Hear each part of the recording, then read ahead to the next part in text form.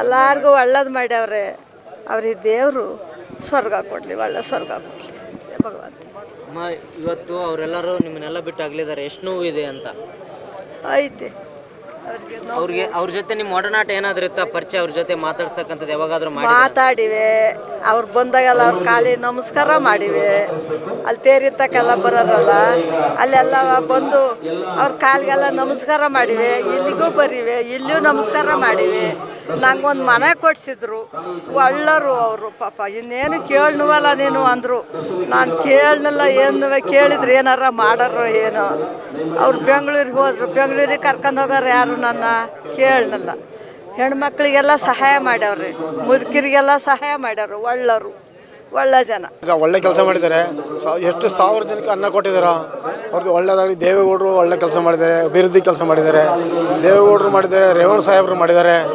ಎಲ್ಲ ರೋಡು ವಗೇರೆ ತುಂಬ ಈ ಸಾರ್ವಜನಿಕಗಳ ಕೆಲಸ ತುಂಬ ಮಾಡಿದ್ದಾರೆ. ಚೆನ್ನಮ್ಮರು ಮಾಡಿದ್ದಾರೆ, ದೇವೇಗೌಡರು ಮಾಡಿದ್ದಾರೆ, ರೇವಣ್ಣ ಸಾಹೇಬರು ಮಾಡಿದ್ದಾರೆ. ಅದು ಎಲ್ಲ ಜನಗಳಿಗೂ ಅನ್ನ ಬಟ್ಟೆ ಸಹವಾಸಿಕೊಂಡು ಮಾಡಿದ್ದಾರೆ. ದೇವೇಗೌಡರು ಚೆನ್ನಮ್ಮನವರು ಯಾರಿಗೋದ್ರೂ ಕೂಡ ಊಟ ಉಪಚಾರದಲ್ಲಿ ಭಾರಿ ಚೆನ್ನಾಗಿ ನೋಡೋರು. ಯಾವ ಪಾರ್ಟಿ ಏನು ಅನ್ನೋದವರಲ್ಲಿ ಇರಲಿಲ್ಲ. ಯಾವ ಜನವೇ ಆಗಲಿ ಎಲ್ಲಿ ನಮ್ಮನೆ ಊಟ ಮಾಡೋವರೆಗೂ ನೀವು ಹೋಗೋಕೆ ಕೊಡ್ದು ಅನ್ನೋರು. ಎಷ್ಟೋ ಜನಕ್ಕೆ ಕೆಲಸ ಕೊಟ್ಟಿದ್ದಾರೆ. ಅವ್ರ ಹೆಸರು ಹೇಳ್ಕೊಂಡು ಎಷ್ಟೋ ಜನ ಅನ್ನ ತಿಂತಾಯಿದ್ದಾರೆ. ಇವತ್ತಿನ ಕಾಲದಲ್ಲಿ ಅವರಲ್ಲಿ ನಮ್ಮಲ್ಲಿ ಅವ್ರ ಸಲಹೆ ಇಲ್ಲದೆ ದೇವೇಗೌಡರು ಏನು ಮಾಡ್ತಿದ್ದಲ್ಲ. ದೇವೇಗೌಡರಿಗೆ ಇವತ್ತು ಭಾರಿ ನೋವಾಗಿದೆ. ಅದನ್ನು ನಾವೆಲ್ಲ ಸಹಿಸೋಕ್ಕಾಗ್ತಾಯಿಲ್ಲ. ಗಂಗಮ್ಮನವರು ನಾವು ಗುಂಡ್ಬೇಡ ತಾಲೂಕಿಗೆ ಬಂದಿರೋದು. ಅವರು ಲಕ್ಷಾಂತರ ಜನಕ್ಕೆ ಅನ್ನದಾನ ಮಾಡಿರೋರು. ಕೋಟ್ಯಾಂತರ ಜನಕ್ಕೆ ಪ್ರಧಾನಿಯಾಗಿ ಎಲ್ಲ ಜನನೂ ಎಲ್ಲ ಸೌಕರ್ಯ ಮಾಡ್ಕೊಂಡಿದ್ದರು. ಅಂಥ ಗಂಗಮ್ಮನವರು ಒಳ್ಳೆಯದಾಗಲಿ, ಅವ್ರಿಗೆ ಅಗಲಿಗಳು ಒಳ್ಳೆಯದಾಗಲಿ.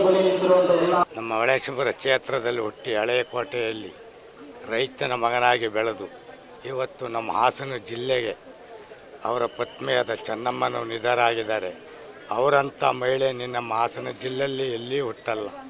ಅವರು ಎಷ್ಟೇ ಎತ್ತರಕ್ಕೆ ಬೆಳೆದು ಎಷ್ಟೇ ಹೋದರು, ಅವರ ಮನೆಗೆ ಹೋದರಿಗೆ ಯಾರೇ ಆದರೂ ಒಂದು ಹಿಂಗಡಿಸಿ ಇದು ಮಾಡಿ ಅವರ ಮನೆ ಬಾಗಿಲಿಗೆ ಹೋದರಿಗೆ ಅನ್ನ ನೀರು ಕೊಟ್ಟು ಬನ್ನಿ ಎಂತ ಮಾಡಿ ಇವತ್ತು ಅವರ ಮಕ್ಕಳು ಮೊಮ್ಮಕ್ಕಳು ಅವರ ಕುಟುಂಬಕ್ಕೆ ಆಶೀರ್ವಾದ ಕೊಡಲಿ. ನಿನ್ನಂಥ ತಾಯಿ ಈ ಜಗತ್ತಲ್ಲಿ ನಮ್ಮ ಹಾಸನ ಜಿಲ್ಲೆಯಲ್ಲಿ ಯಾರೂ ಹುಟ್ಟಲ್ಲ. ಮುಂದೆ ಬೆಳೆಯ ಹೆಣ್ಣುಮಕ್ಕಳು ಅಮ್ಮನ್ನ ಇವತ್ತು 3 ದಿವಸದಿಂದ ಹೊಗಳಿರೋದನ್ನು ಅರ್ಥಕೊಂಡು ಮುಂದೆ ಬಾಳೋವಂಥ ಮಕ್ಕಳು ಕುಟುಂಬದಲ್ಲೇ ಆಗಲಿ ಸೊಸೆರೇ ಆಗಲಿ ಒಂದೇ ಸ್ಥಾನದಲ್ಲಿರಬೇಕು. ನಾವು ಅವ್ರ ಕುಟುಂಬದ ದೇವೇಗೌಡರು ಇಟ್ಟಾಗಂದಲ್ವೇ ನಮ್ಮದೊಂದು ಗ್ರಾಮ ಇದ್ದೀವಿ ಅರಳ್ಳಿಯಲ್ಲಿ. ಇವತ್ತುವರೆಗೂ 100 ಒಕ್ಕಲಿದ್ದೀವಿ. ಒಂದೇ ಒಂದು ಓಟು ನಾವು ಬೇರೆಯವರಿಗೆ ಕೊಟ್ಟಾರಲ್ಲ.